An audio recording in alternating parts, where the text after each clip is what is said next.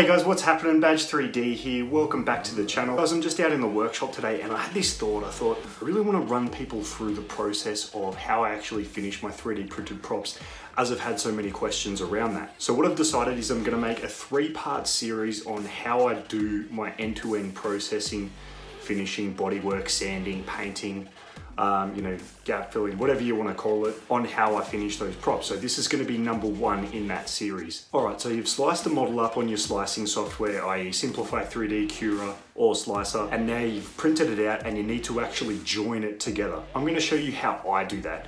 It might not be how everyone else does it, but it's the way I do it. And the way I do it is for maximum strength and adhesion and longevity. So I'm currently working on the Deathstroke suit from Justice League, which we saw Joe Manganiello playing that role. Absolutely killed it for the 30 to 45 seconds that he was on screen, but oh my god, I was fangirling so hard in the cinema, you should have seen me. And basically I've got this 2-part chest piece that I've printed out, obviously in 2 parts. So I'm going to run you through how I join that together. So first what I'm going to do is secure the parts by clamping them down together. Then I'm going to take out my soldering iron or wood burner, and what I'm going to do, as you can see in the video here, is run that down the internal seam of the 2 parts. So that's going to essentially weld those 2 pieces of plastic together. Now obviously we're going to do it on the internal part of the seam because we don't really care what it looks like.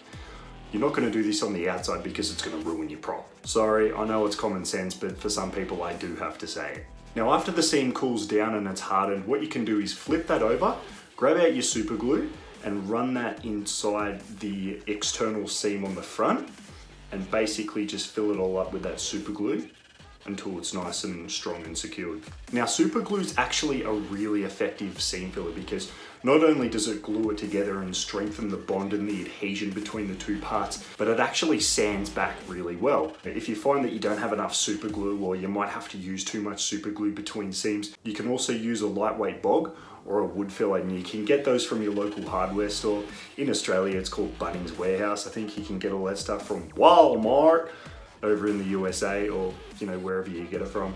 Guys, that's basically it for today. Thank you so much for watching the video. I really hope you enjoyed it.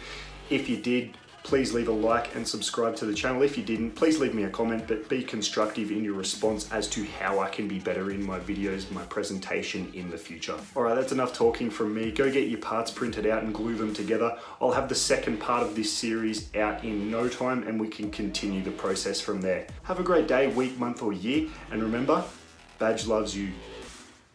Bye.